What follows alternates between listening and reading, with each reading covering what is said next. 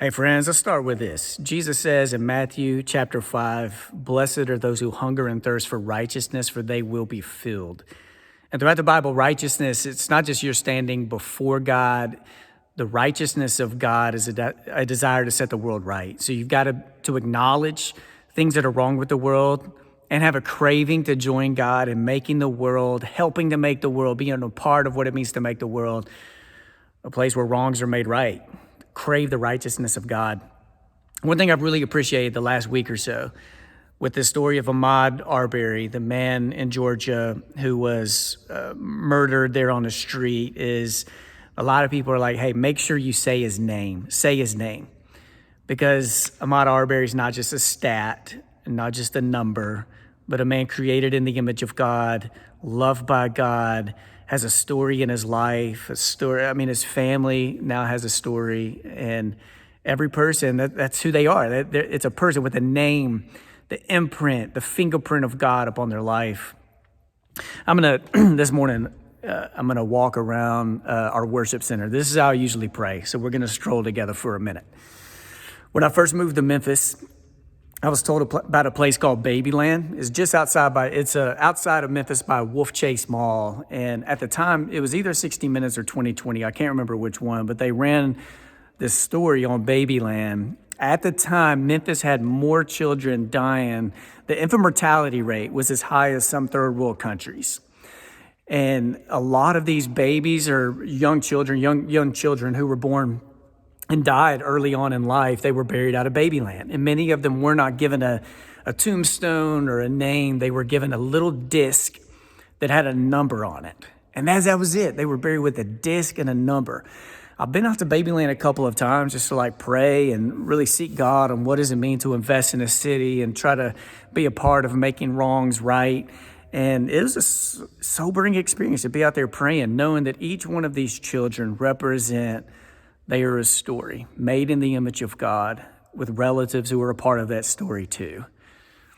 And I know now for 70,000 plus people and tens of thousands of people who've died because of COVID-19, it's not just a stat, they're people made in the image of God.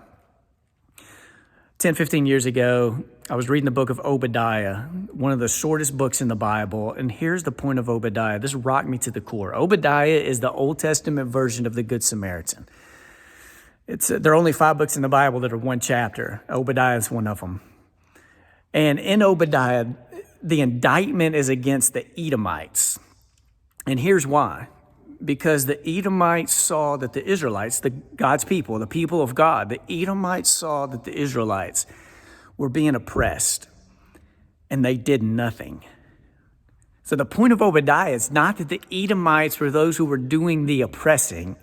The point of Nehemiah is the Edomites saw oppression and injustice happening, and they did nothing. They just stood there. In Obadiah verse 11, they stood there. It says they stood aloof. They just stood there, and they watched it, and they did nothing. And that's what shakes me to the core about Obadiah, and about the Good Samaritan, and about how Jesus calls us to live, because Jesus says things like, blessed are the peacemakers, not just those who stand for peace or who think peace is a good idea. It's those who want to make peace.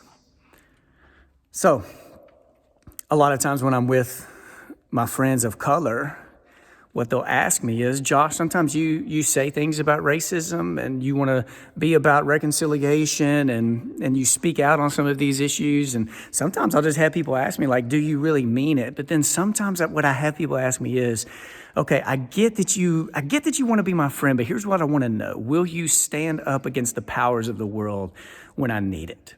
And that's where I think Obadiah is so helpful, because it's not just a call to be nice to people and cordial and tolerant.